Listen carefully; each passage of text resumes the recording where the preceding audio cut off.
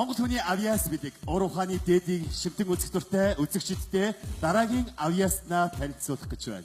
Явж ирсэн гадаадын хүмүүстэй явж ирсэн 69-ний дугуй хагарцсан гарч ирэл за одоо яанд одоо хээр одоо энэ хэдэн гадаадын хүмүүс нь одоо сүйд болно даа гэж бодсон.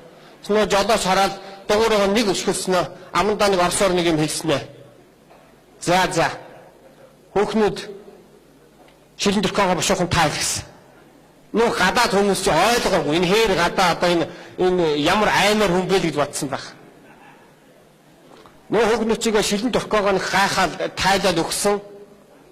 Аваад нөгөө дугуйг чинь бүгдийг нөхөөд ингээд шилэн төрхөө чи тийм их одоо хатуул бүх бат чанартай юм байна л та. Тэгээд аймгийн төв рүү ажигчгүй давхад ороод ирсэн. Та нар өөрийнхөө компаниг маш хүчтэй байлгая. 5 жилийн дараа, 10 жилийн дараа ямар шиг байдалтай байх вэ гэдгээ зүйдлж байгаа юм шиг бод. Тэгвэл таны зүйд биелнэ.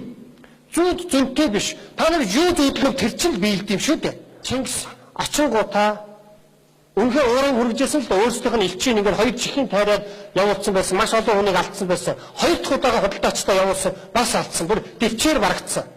Тэгээд манай хүн яасан бэ гэвэл шууд л ерөөсөө морцсон. Нөгөөдөл тооцоо ихтэй эд бол энэ өвөл давж чадахгүй, энэ өндөр уулыг мориороо давж чадахгүй. Хаврыг хүлээн. Хавар хүртэл биднээс ингэч чинь. Тэгээ хавар эдний мал нь их одоо морид нь их сулдсан байдаг. Энэ үед нь биднээс давтлаад дийлчнэ. Биднээс бол суурин тижээлдээр малдаг учраас амархан дийлнэх чинь энэ тооцоо хийж ирсэн байна.